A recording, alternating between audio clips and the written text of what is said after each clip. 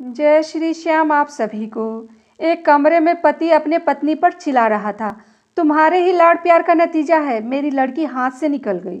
9 बजने को है और तुम्हारी लड़की अभी घर नहीं आई। लोग क्या कहेंगे।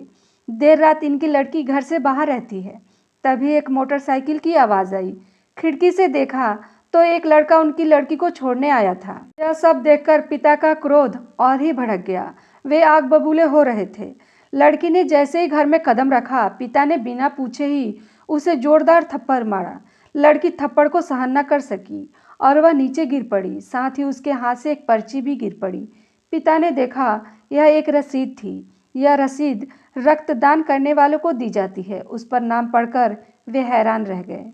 बात यह थी कि पड़ोस के एक अंकल की पत्नी जो प्रेग्नेंट थी, उन्हें तेज दर्द हुआ था। उन्हें हॉस्पिटल लाया गया। डॉक्टर ने उन्हें सिजेरियन करने को कहा था। साथ ही ब्लड इंतजाम करने को भी कहा।